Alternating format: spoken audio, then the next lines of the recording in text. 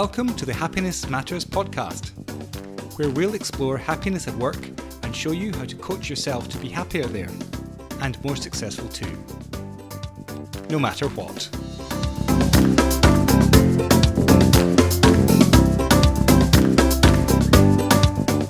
Hello everyone, and welcome to our next episode in Coaching Your Unhappiness, Coaching Your Negative Emotions. I'm Julia Seal, and we're now onto the 5th episode of this Insight series, where what we're doing is exploring what we can do about our negative emotions. How do we live with them? How do we embrace them? How do we use them to feel better? How do we use them to fuel us? And how are they actually our path to what we want most in life? We started this mini coaching journey in episode 1.17.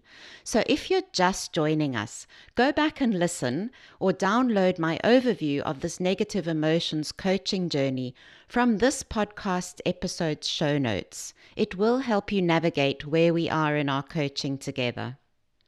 Now, last week, we began an exploration of our Happiness Matters philosophy, looking at one of our happiness wisdom concepts, the idea of life as 50-50, 50% happiness and 50% unhappiness, the yin-yang ratio of life, and then discovered how this applies to our emotional life, our emotional balance.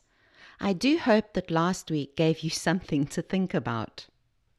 Now this week, I want to keep on exploring this 50-50 yin-yang emotional balance with you, looking more into how we might be upsetting our natural emotional balance by adding more negative emotions than are necessary.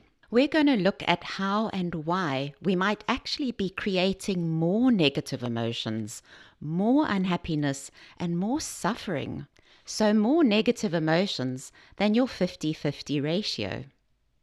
We consider the concept of buffering and distraction in more detail, and how you might be putting your life on hold in order to escape your negative emotions, which actually causes you additional suffering. We look at self-judgment, overworking, overbusying, overeating, overdrinking, overwatching Netflix, whatever your brand of buffering is. I have created 3 downloads for you to go with these sessions on coaching your negative emotions, and you'll find these and all the other free coaching tools, the actual podcast episodes, and all the show notes on our website, Happiness-Matters.coach. So firstly, there's an overview of this How to Feel Better mini coaching journey. Then there are some quotes from the world's wisdom to inspire you. And then there's my free coaching tool to use as much as you possibly can over this period. 3 long, strong breaths. We actually first explored buffering in episode 1.6, What is the toughest thing for you? And we looked at it when we were looking at what obstacles are in the way of your happiness, what's standing in the way of you being happy and successful right now as you're listening to me talk. And we used 2 guidelines to get below the surface of your obstacles to what is really going on in your unhappiness, your stuckness. We looked further into the idea of coaching your transformation. So going deeper into the core of your unhappiness, using where your source of power is in the world, past, future, and internal or external. And the second was the concept of buffering and how you might be using it to unintentionally hold yourself back from the happiness and success you want at work. And exploring your buffering can help you discover what in your way of being in the world might need to shift in order to dissolve your obstacle and transform your happiness and success at work. So that's where it fits in the big picture. But now to buffering. Let's really have a look at what it means and what it means when we apply it to our unhappiness and to coaching our negative emotions. And there are 4 aspects to buffering that I want to explore with you today. Firstly, if you look at the meaning of buffer or of a buffer, Wikipedia calls it a thing that reduces a shock or that forms a barrier between incompatible or antagonistic things. So it's like a cushion between you and something hard to prevent damage, to lessen and moderate the impact of something. When applied to our negative emotions, buffering refers to the things we do to block or ease a deeper uncomfortable feeling. It's a way of cushioning, of putting something between us and an uncomfortable, unpleasant, negative feeling. So anything really that you do that gives you an escape from your negative emotions, gives you immediate relief or immediate pleasure, and is a buffer from the negative, the uncomfortable, the worrisome in our lives. So many of us resist the happiness wisdom. Life is 50-50, yin and yang, where life is half negative, half positive, half happy, half unhappy, the truth of our lives.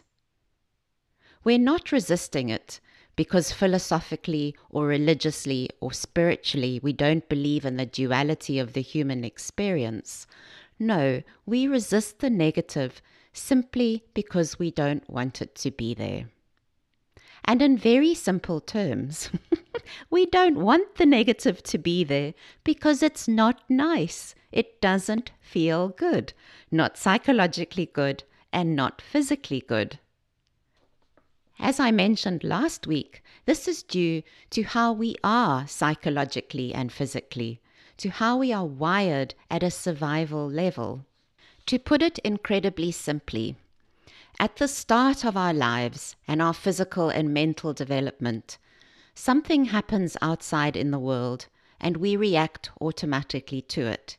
These automatic responses are linked to our very survival, the fight, flight, freeze reactions, and this is wired into our brains at the primitive brain level. At the primitive brain level, it is all about your survival and avoiding pain and moving towards pleasure.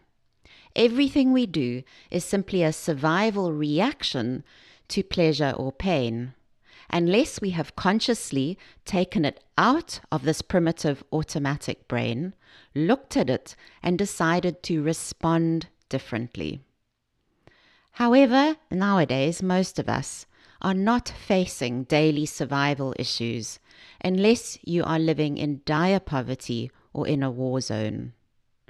And yet, anything negative in our lives is still treated as survival issues by our body and brain. Think back to all the obstacles that are standing in your way, things that we see as negative and unpleasant. Working with a colleague you don't like, a boss whose temper is unpredictable, a presentation we are worried about, difficult family members, money worries, painful past memories, anxiety about the future. All of these things happening outside of us, and we are unable to control even if we feel we should be. And we don't want to feel our negative emotions. We are wired to not want to experience them. And then our upbringing and our society does not equip us with the skills of how to experience anger or grief or frustration or fear. We see them as bad, and so we're unskilled in these areas. We are still emotional children. When our minds do not want to experience negative emotions and our bodies do not want to experience them, we have to do something. So we put something else between the reality of the negativity we are experiencing and the negative emotion itself. We cushion it with a buffer, and a buffer that gives us pleasure. We avoid thinking about it, we avoid doing anything to change it, and we resist our negative emotions by distracting ourselves. So the buffer is a distraction.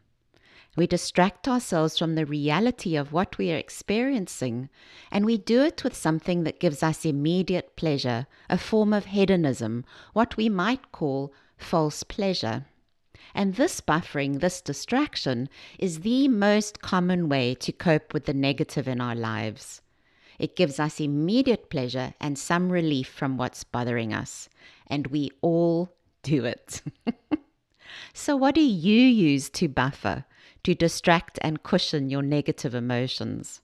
It can be that first drink after a long, hard day, and then the second and the third that we know we shouldn't have. It can be binge watching Netflix series when you know you need to go to bed. It can be overeating, eating while watching TV, eating while driving. It can be reading or Facebooking and scrolling through Instagram or Pinterest. You can actually buffer with anything. You can overuse anything in your life to block the negative and give you immediate pleasure. You can buffer with overwork, with cocaine, with pornography, and you can buffer with oversleeping. It's anything you use, anything external to you to change how you're feeling emotionally.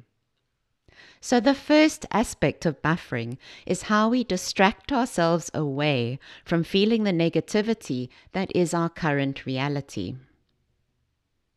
The second aspect of buffering is the net negative effect of buffering. And this refers to the overall negative effect that it has on us or for us. So while the buffering has an immediate positive effect for us in the short term, some immediate pleasure or hedonic pleasure, false pleasure, some dopamine in the brain, but overall in the long run it has a negative consequence for us. So we're escaping from the negative, adding some immediate pleasure and relief, and ending up with the original negative and more from the buffer's consequences. This is how we create more suffering for ourselves, psychologically and physically, over and over. How we're adding more negative to our 50-50 ratio, our positive-negative ratio. Our ratio actually becomes skewed negative. So what happens when we do these things? Let's look at it in more detail. A presentation you have to do brings up emotions of self-doubt. Instead of allowing yourself to feel self-doubt, you buffer with procrastination and play solitaire on your computer until it's time to go home. You put off taking action.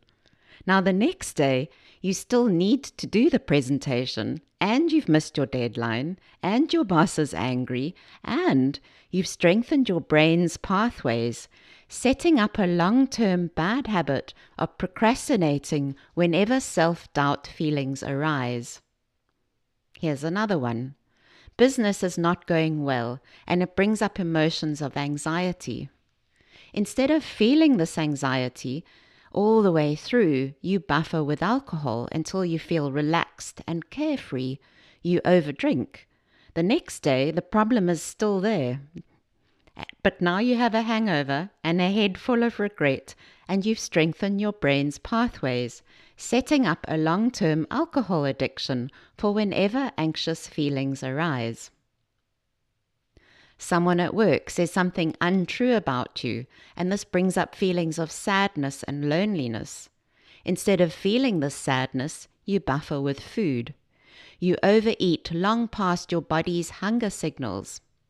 The next day, you still have to go to work tomorrow and see this person, but now you're feeling bloated and nauseous, and you're caught up in disgust at yourself, and you strengthened the habit of eating whenever you feel sad. Do you see where I'm going with this? You can use anything as a buffer. Anything you do to avoid feeling the boredom, frustration, loneliness, anger, uncertainty, that 50% of your life. And the net negative effect is the overall negative effect that's left afterwards, and the behavior of avoidance and distraction that you are building and strengthening into a well-ingrained habit. And then you make a New Year's resolution and expect to break the habit in the first 21 days of the new year. Now, some things are going to have less of a negative consequence for you over the long term, like buffering with reading the news or playing Sudoku. They will still have a net negative effect, and we'll talk about this next. But buffers like smoking, drugs, and alcohol, even food, add a physical addiction component to this process that has potentially more serious negative consequences to you physically, and their very addictive quality makes it way more difficult to change the habit. It's not over yet.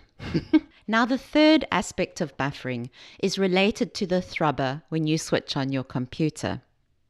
If you have an Apple Mac, it's the line that fills up as your computer wakes up, or the rotating pinwheel when your machine is thinking. And on Windows, it's that hourglass cursor. Yeah, these are actually called throbbers. And if you watch Netflix, it's the red progress bar while you're waiting for a movie to start streaming. These throbbers illustrate the other aspect of buffering. So not just cushioning the negative 50% of your life, you're not just distracting yourself with short-term immediate pleasure and relief. What you are also doing is putting your life on hold. Our lives, the time we have available alive, is now spent on managing these net negatives. So you spend your days looking for the next diet, looking for ways to de-stress. You scour the internet to find another job. You apply for yet another credit card. You read books on how to stop procrastinating. You gossip about the new boss over tea, over lunch, at home, to your friends on the phone. And to stop procrastinating, you buy another calendar app and spend hours setting it up. These are the ways that we are just like Apple and Microsoft and Netflix throbbers. We become even more distracted from the reality of our life as we buffer away our lives, finding ways to now break this habit you've created. Your mind is completely distracted right into your version of buffering. And what it is not doing is thinking about you in the world. What you could be doing if you were free from all of this. What contribution you could be making in the world. Think about it. If you were free from over-drinking, overeating, overspending, overworking, hyper-anxiety, being overly concerned with other people's lives, long hours on Facebook or Instagram, what would you be doing instead? Initially, you might get bored, yes, and want to fill it with a healthier buffer, if there's such a thing, perhaps like more work or exercise or cooking. But what would you do with your life if you didn't have all these activities to just fill your time? What might you be doing instead? You might be building a business or teaching children how to read. You might be traveling to distant places or learning another language. You might be volunteering at the old age home or the animal shelter. You might be campaigning to change government policy. And instead, you are spending so much of your day playing solitaire, watching TV, starting a new diet, answering unnecessary emails. You are buffering away the hours of your precious human life. Buffering is stealing our dreams. Many of us go yet even further, adding to the immediate suffering caused by the buffering. We add self-judgment, self-recrimination, self-hatred, along the lines of, I should know better. This happens to many people who have already started their journey of self-growth and self-mastery, many of you who are listening to this podcast. So you still buffer, perhaps less or perhaps more than when you started your self-development journey. But now you get cross with yourself for doing so. You throw self-recrimination on top of all the negative in your life. Now, this is one of my own specialities. So, for example, I have a running thread in my brain that because I'm a coach and a long-term meditator, I should be as calm, sorted, and emotionally stable as the Dalai Lama. I mean, come on. And I should never procrastinate, ever. And of course, I am not the Dalai Lama.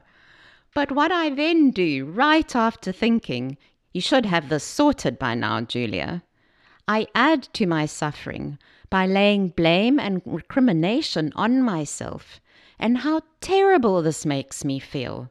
So I have added even more negative emotions on top of what I was feeling already.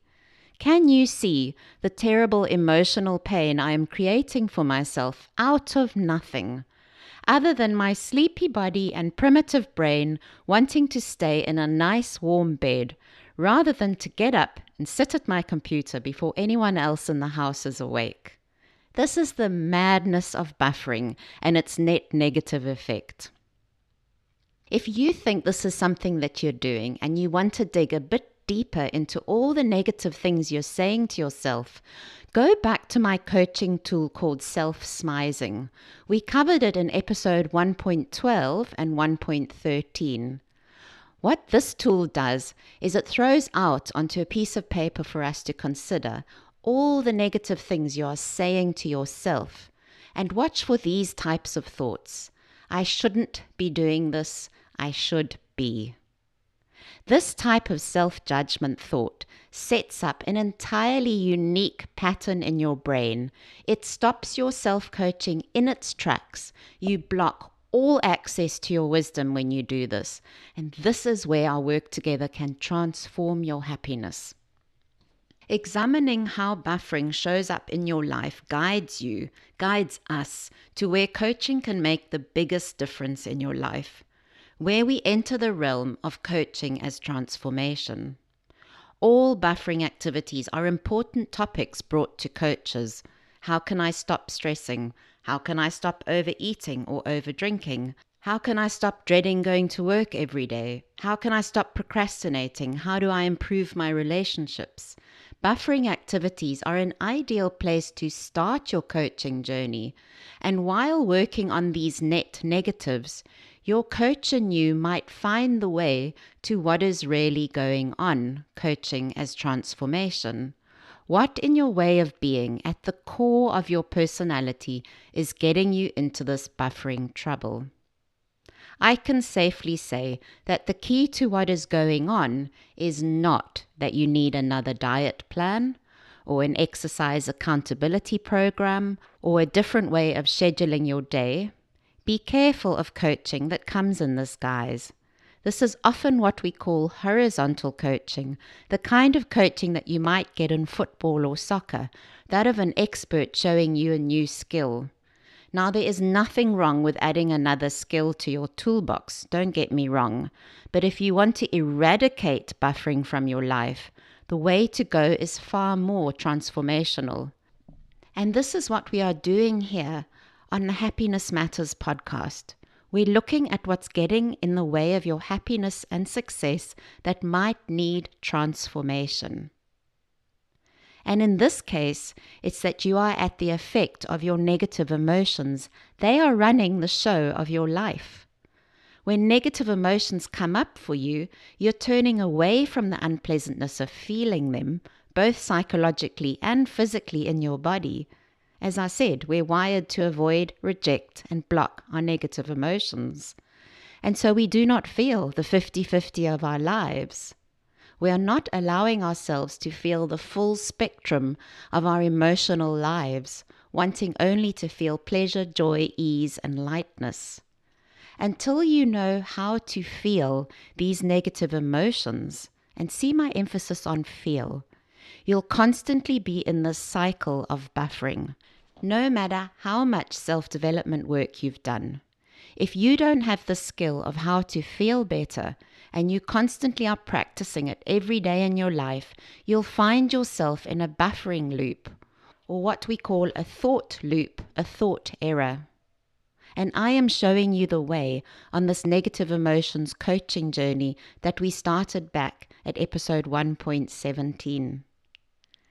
Now, if you're not sure where to start with this coaching, or if you are feeling too unhappy and too swamped by your negative emotions, and if you want to work with me personally, I am available every Wednesday for a once-off session where we can coach on anything that's getting in the way of your happiness and success.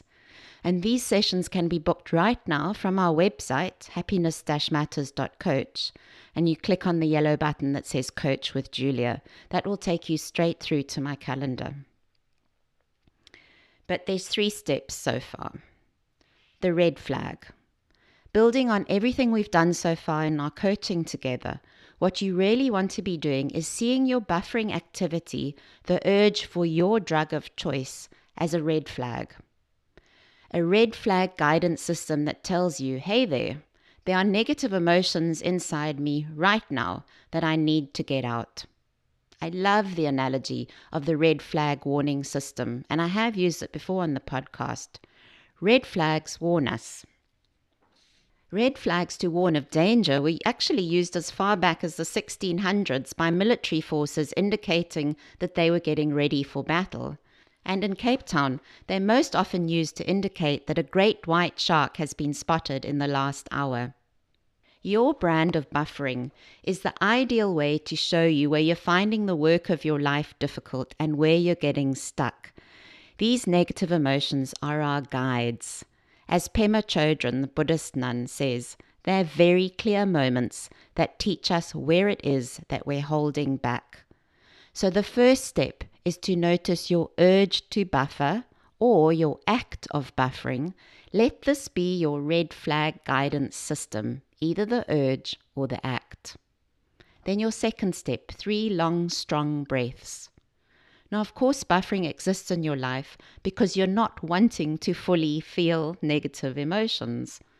And so stopping at the point of the red flag is going to feel virtually impossible.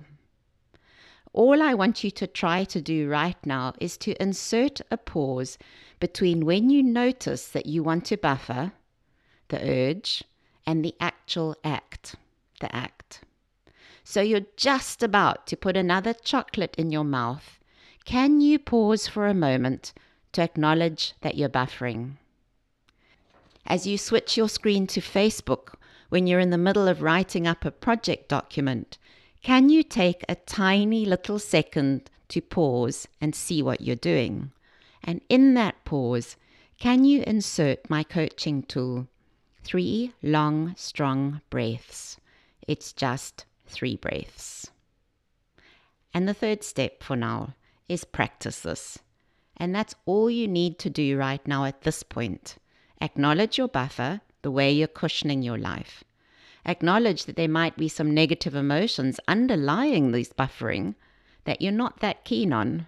And just before you indulge in that glass of wine at the end of the day, that new game of solitaire, see the red flag go up. Pause and insert 3 long, strong breaths. The more you do this, the easier it becomes, I promise you. Don't even expect yourself to be able to pause at the very beginning. It looks like a very joined up automatic process, which it is in many ways, but awareness is the magic tool that allows you to slowly insert change.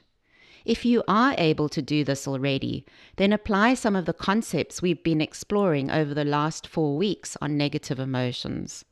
For example, can you name the emotion exactly? Can you expand your emotional repertoire? Can you see how it's shifting you into emotional childhood or into playing the powerless victim in your life? All the concepts I've been discussing actually build your awareness step by step until you are more able to notice the red flag as it goes up and you can insert your 3 long, strong breaths. So today we looked further into how we might be making ourselves unhappier than the natural balance of life, unhappier than our 50% share of negative emotions, how we are actually upsetting our own emotional balance and adding to the suffering. It's quite an enormous topic when you start noticing all the things you're doing to avoid, resist, and react to the negative emotions in your life. All I want for you now is to practice the red flag, pause, 3 breaths process with any negative emotions you're noticing in your life, and most especially when you're buffering. And keep doing this over the next 2 weeks so that you can build up your skill in this area before we move on to the next practical step, my Christmas gift to you. There really is no better time to do this work together. Thank you in advance for paying this coaching forward to anyone who works and wants to be happier and more successful. Last week, we noticed a definite increase in our listeners, so thank you to all of you who pushed the share button and sent this to your work colleagues, your friends, and family. Next week, we're going to ask 2 questions of ourselves when it comes to our negative emotions. Am I anti-fragile? And am I emotionally courageous? These are 2 powerful considerations, fragility and courage, on our journey to how to feel better now in the middle of your unhappiness. And this also leads us to my next invitation to you, the call to our next level evolution. So exciting. So bye for now. I'm off to watch some healthy, non-buffering Netflix before bed, my favorite sitcom, The Big Bang Theory, while doing Sudoku.